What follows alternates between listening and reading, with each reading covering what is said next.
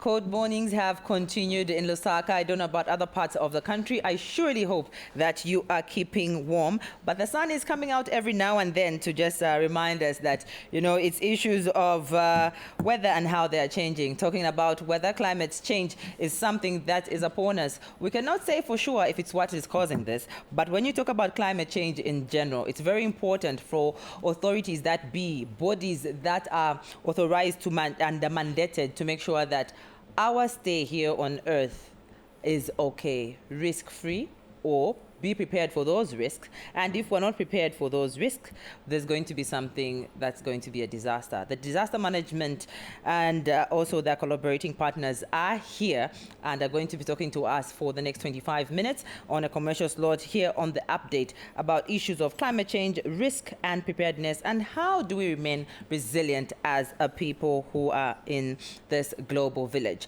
And we will get into issues of libraries. Today is World Library Day. How is this fitting in when it comes to, being in the information age? There's a lot of ICT. How are libraries still remaining very relevant? Taveta has been in the news talking about illegal centers. We want to get an update on that and how some response they're getting is panning out to the story that has been a developing one. Arts are a very important issue as well. We'll be seeing an exhibition of African Inspiration Fine Arts. How is that going to be and what does it mean exactly? What kind of art and what is it speaking to? These are some of the items that will be on the update. But to start, I am with the Director, Disaster Risk Management, Anderson Banda from DMMU. I am also with Ibrahima Diong. He is the United Nations Assistant Secretary General, Director General, ARC Group. Thank you so much for coming through, gentlemen. Good morning. Thank you. Good morning. How's the morning?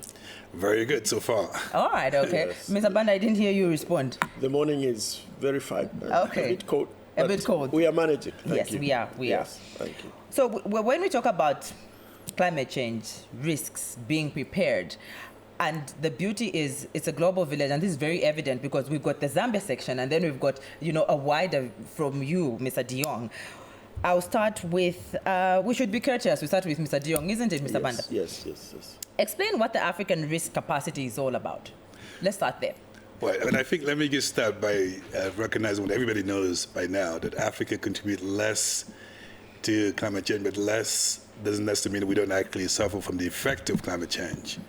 So the best way to understand the African risk capacity, understand the problem we're trying to fix, and that is the effect and the negative impact of climate change on vulnerable communities across Africa. And that is drought, tropical cyclone, and flood in some cases, and the way it affects food security and the livelihood of many Africans. So in 2012, the African Union decided to take some leadership by creating an institution entirely dedicated to helping African countries in dealing with the effect of climate change. It's called the African Risk Capacity.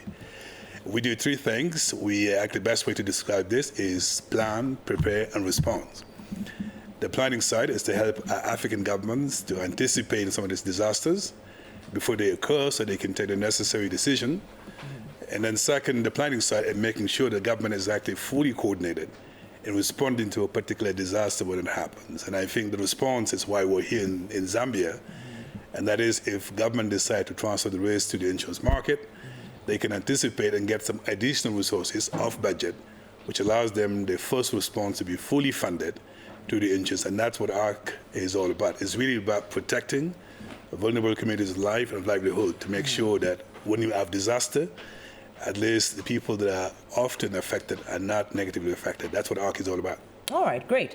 And when it comes to the districts benefiting from the insurance payout, Mr. Banda, how's this working out? How's it panning out for our communities? Which ones are benefiting? Thank you very much. Maybe I should start by giving the background. Of course. As he has explained, this process started in 2012, and Zambia joined in 2016. And in last year, we made a payment, a premium payment, so that we ensure that we do not burden the Treasury in terms of response when it comes to responding to drought. And for sure, we have a situation now after the premium payout of last year, where Zambia will be receiving a payout. In terms of the districts which actually will benefit, we have 10 districts. These districts covered under the ARC include Chama in Eastern Province. We have Chibombo in Central Province. We have Luangwa in Lusaka Province. And then we have Choma, Kazungula, Zimba, Sinazongwe, Gwembe, which are in Southern Province. And then Mwandi and Sesheke in the Western Province. And if you see, these are the districts which usually, from our data and our analysis, receive low rainfall, and even in the past year, these districts did not receive as much rainfall in terms of for them to produce enough in terms of crops. So these are the districts which will be benefiting this year, and in line with what we paid as a premium. Okay, all right. Yeah. And the benefits of countries now subscribing to this insurance, what are they? Well, I think the best way to describe them is what I said earlier, and that is to say, in addition to risk transfer, a lot has to be done within our countries to build the culture of disaster risk management, because governing is anticipating. So therefore, by developing the early warning system capabilities of our member states, that is our first objective in making sure at least government have the information requires to either return the risk or transfer the risk if they chose to, like in the case of Zambia. I think the second benefit is just make sure that within the government, they're actually well coordinated in responding. And I think some of us understand in some of our governments in Africa, unfortunately, when there's a disaster, the lack of coordination can actually cost life. So the ability to actually make sure the government is well coordinated and structured is extremely important, and that is something that we work toward.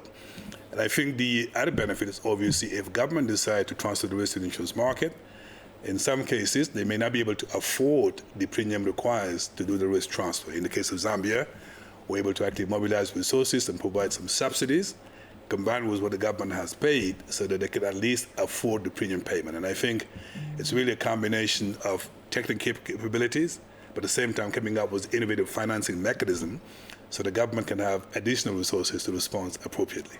All right. And when it comes to the selection process for the benefiting districts, you mentioned the districts that are benefiting. How's the selection? There's always an issue there. Who are you choosing? What's the criteria? The selection actually depends on the information which we have in terms of meteorology and hydrological issues. As you may be aware, DMMU is basically a coordinating wing in terms of disasters. And we work with the Zambia Meteorological Department, we work with WAMA in terms of hydrology, and the Africa Risk View has also given us some models under what we call the Africa Risk View. So teams from DMMU, Zambia Meteorological Department, Ministry of Agriculture, and so on and so forth, sat together and analyzed in terms of the rainfall which was received in these areas. So the process, the districts which were selected are those actually which received below normal rainfall, and their water indexes in terms of how to produce, or if they'll be able to produce enough in terms of the crop, is what was the basis. So using that scientific approach and also the historical data which we have, these are the districts which were selected. And this was also limited by the premium which we paid. If we had paid much more, we could have also selected more districts. But as you will see, what we are saying, this is a cushion also on the Treasury. So what ARC will be paying out cushions the Treasury, but government will also come in to look at other districts which will be affected negatively or which have been affected negatively in the past rain season. Okay. Yeah. Mr. Diong, what sort of disasters are we talking about when we talk about ARC insurance cover? What are those that we're putting into perspective when it comes to disasters? Well, if you look at the majority of our 35 member states happen to be actually facing a drought as a climate-related disaster. And that's the majority of the type of disaster we're dealing with. And then second, we have something called tropical cyclone, which may not be the case here. It also affects Madagascar, Mozambique. We have what we call the rangeland drought, which is much more in the Mauritania and the Sahel region. And as we speak, we're just finalizing a product on flood, which is also probably most of the countries. But what all these disasters have in common, as I said earlier, is the human face, and that's the impact it has on vulnerable communities, to make sure when disaster happens, they don't actually get affected in terms of their life and livelihood. And I think that's really our primary objective, a continent which is primarily actually driven by agriculture. If there's less rain, there's always an impact on food security. And anticipating is really helping government to have early warning systems so they can make decisions before that particular disaster occurs. And we're also looking recently at outbreak and epidemic in addition to climate change, and that's also another way of making sure that we cover not only climate change, but also other perils that affect the African continent so that we can help our people to protect themselves. All right. He's given examples of the disasters that, the ARC insurance is covering. When it comes to internally, how you're working as DMMU, of course, with the ministry and the government hand in hand, how will the government take care of the districts that were affected by droughts? We just had droughts recently, and some of them have not been considered to benefit from this insurance cover, or is it the ARC payout? So I'm sure you might have gotten on the news when our IEC team actually disseminated information that we have sent multi-sectoral teams out there under the auspices of the Vulnerability Assessment Committee, which is coordinated by the DMMU. So right now we have teams which have gone out at provincial level and district level to actually carry out what we call the in-depth vulnerability assessments. So the in-depth vulnerability assessment will give us the districts which have been negatively impacted, not only by drought, but by floods and other epidemics, hazards which we might have affected, like armyworms. And then those districts, when the VAC report comes out, the government will also come in. It's not only the government, but all other cooperating partners, because the VAC report brings out these needs, what were the impacts and what are the needs. So when that report comes out, the government of the Republic of Zambia, the UN system, and other NGOs actually come in now to respond to these effects. And those are districts which will not benefit from the ARC will be taken care under the findings of the Vulnerability Assessment Committee, which is currently carrying out the in-depth vulnerability assessments in about 90 districts of this country. Okay. Yeah. Mr. Diong, you were talking about how, there's floods, there's tropical cyclones, some of them aren't related to Zambia. And then you said, but now we've added epidemics, pandemics, outbreaks. Meaning, sometimes you might plan for something and it changes as you go on, as life may have it, is it? So do you have any capacity building programs for your member countries, especially in the eventuality of something just happening suddenly, but even just general? Right. But I think we'll start with the assumption, and that is to say disaster does not mean the same thing to all of our member states. So we're very demand-driven in making sure that the type of disaster we're addressing reflect the reality of the country. In the case of Zambia, we're talking about drought, but in other parts of Africa, it's about tropical cyclone. And I think, second, it's important also to mention when the country joined ARC through a treaty-based arrangement, we signed what we call a memorandum of understanding. So we have a series of activities that we develop in building the country's capacity in dealing with disaster reductions and management and financing as well. I think it's important to just highlight the fact that the starting point is developing what we call early warning systems. And this is extremely critical because a country that doesn't have that tend to at least come up with a solution last minute and not anticipating. And the fact that we're able to actually help countries in modeling the risk and eventually with that outcome, decide what to do with it, either to retain it or transfer the insurance market, that's a good starting point in terms of capacity building. I think second is, as I said earlier, within government, the fact that we have a technical working group that brings all the different governments together around the table to coordinate and be able to at least come up with one voice of the government, the way they actually react. It's also part of our capacity building and making sure there's a properly coordinated government. Because as I said earlier, governing, it's anticipating, and before it actually happens. And I think the response, as my good friend mentioned earlier, it's not just about risk transfer. There are also other mechanisms within government that are actually designed to respond to the disaster. So we would like to at least create a system where we combine what we offer to what the government does, so the government has a capacity to respond adequately before lives and livelihood are lost. And that's really what ARC is all about. Okay, all right. Remember, Update is an interactive program. Get to your phones and call us on 25 30 25, and the number that is calling on your screens for messages and WhatsApp.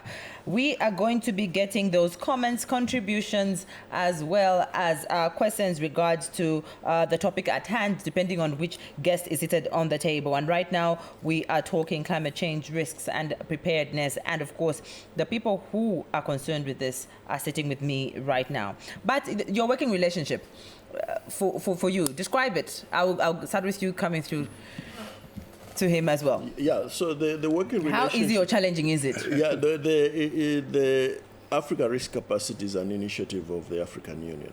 And Zambia is a member of the African Union. So it's on that basis that we signed, and we will definitely be also ratifying the ARC. So the working relationship is within those mechanisms which exist between countries with the regional bodies like SADC. So SADC is involved as well, and then we go up to the African Union, and then the United Nations. So you see Mr. Diong here is also United Nations Assistant Secretary General as well, Director General of the African Risk Capacity. So it's the whole global arrangement coming down to Africa and then to the region at SADC level, and then coming to Zambia. So within those issues, including at political levels, so it involves the technocrats and the political leadership as well. So that's a working relationship with those mechanisms in place. And it's going on very, very well. We have actually the political leadership will for Zambia actually to ensure that when it comes to issues of risk financing, we look at as many... You read my mind. I was almost saying, there's always an issue on the monies. When it comes to the monies. Yes, because that's the issue of the monies. Absolutely. And risk financing. Instead of taking money from other developmental issues, we are able now to say, okay, let us reduce the burden on the Treasury, on the Ministry of Finance, by looking at other innovative ways of funding response, preparedness, and prevention when it comes to disasters. Okay. Yes. When, let's say, DMMU is giving submissions, obviously, through the ministry, it's always easier when it comes from, you know what you're talking about, all the way to you. But for you, it's a different case. You're even giving different examples for different countries because of regions, climates. Here it's tropic, here it's, Mediterranean. It's different. So how, obviously comprehensive, yes, but in regards to compartmentalizing this, how easy or challenging is it to relate? Right. Well, Zambia is asking for something. I say, wait. Angola has got, the ocean is just here. They've got all these issues coming through. So how easy and how much time does it take? Yes. Well, let me first address your first question about how the relationship is going. I would say beyond just good, it's actually an excellent relationship because Zambia is now playing a major leadership role in our organization at different levels. Number one, we have what we call our conference of the parties, and this is the conference that brings together all the member states that meet on an annual basis and decide the direction of the organization. And today, the chair of the conference of the parties is actually Zambia, the Minister of Finance. So that means the leadership role of Zambia is very strong. Mm-hmm. Second, on our board, Zambia sits on our board, also another responsibility in providing oversight to our organization, and that's something extremely important to recognize. And then third, we're here to celebrate the payout ceremony, so meaning it works for Zambia. So the way we actually work, as I said earlier, it's not a one-size-fits-all. Different countries have different realities. So we actually, in each country, have what we call a country engagement managers, and that person has a responsibility in making sure we actually are demand-driven as opposed to imposing what we do in other countries. In other words, everything we talk about in Zambia has to be relevant to Zambia. What we talk about in Senegal has to be relevant to Senegal, so that eventually we can be impactful. That's the only way ARC can be impactful. And I think going forward, we also want to make sure actually countries can learn from one another. In other words, what Zambia does well, maybe Senegal can learn from it, or Zimbabwe and other countries. And this is a way of kind of building a community on disaster risk management. So African countries began to be on the forefront in terms of leadership, but also in terms of learning from one another so we can protect vulnerable communities. Okay. Then feedback from the communities when you're trying to, firstly, educating them on issues of take care of the environment is going to take care of you. And then when you're trying to just try and explain some of the risks that are at hand to be prepared for some of the would-be disasters that can come through, well, how are the communities, especially the vulnerable ones, responding to this? So I think for that one we should also contextualize it in the discussion which we have. The Africa Risk Capacity actually recognizes the importance of the community-based approach to disaster risk management. And what they have done is that there's also some capacity building which is coming in to ensure that Zambia actually is capacitated when it comes to the capacity-based approach for disaster risk management. DMMU over the years, the government of Zambia has been carrying out what is known as community-based disaster risk management, where you go into the communities at districts level and the community level to ensure that they understand what hazards they face. Just like he has explained, at continental level, at global level, we experience different hazards. So when it comes to the Zambian situation, again, different parts of the country experience Mr. Banda, just hold your thought. We have a caller, our very first caller. Before we lose him. Oliver, talk to us. Yes, Oliver from within Lusaka. Yes, from within Lusaka, yes. Talk to us. Yes, I just wanted to comment on the issue of climate change. Yes. Yes, where at the country level. Yes. Yes, how is the government trying to mitigate the issue of climate change? Yes, from what I've observed, the government should work hand in hand with the youth, who are tomorrow's future leaders. All right. Thank you very much. And this should be done by releasing funds to the relevant ministries to mobilize the youth, as mostly the climate change effects are caused by increased human activities, which in Zambia is actually the increased cutting down of trees without replacement. All right. Thank you so much. I appreciate your call. You even have some of the citizens speaking for you. Yes, I think if you look at the new government, or the approach they have taken. Yeah, and having the ministry, to what extent the has that helped? initiative of actually creating a ministry responsible for green economy is actually a recognition of the importance of climate change. And the climate change policy and the legal frameworks which are coming in place actually will bring, it's a holistic approach, brings in everyone, including the youths, to participate. This is to ensure that we move from risk to resilience, because the droughts and these other hydrometeorological hazards have increased in intensity and frequency.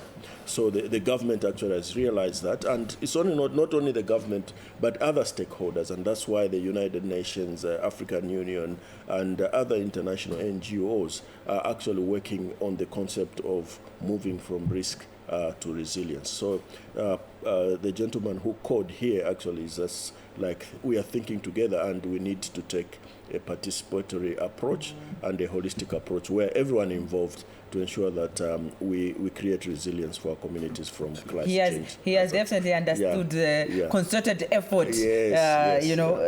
But if anyone joined us halfway through this conversation, takeaway point. I think the takeaway is just to say that Africa contributes less to climate change, but nevertheless suffers from the effect of climate change. So the African risk capacity was created by the African Union to show leadership to protect vulnerable communities against the effect of climate change. That's one thing. I think second, the fact that we're about to have a payout ceremony in Zambia shows that actually it works for Zambia. We're addressing the real problem when it comes to climate change. And I think third is to say that Zambia is playing a major leadership role in this organization through our conference of the parties, through our board, and also the fact that our relationship with the government is going remarkably well. and demonstrate that Africa can lead while we wait for the rest of the international community to come to our help. I could see Mr. Banda smiling, very happy that the relationship is being described as excellent. Your takeaway points as we... just as to conclude, we could talk and talk and talk, but from our point, we say that disaster risk management is the responsibility of everyone.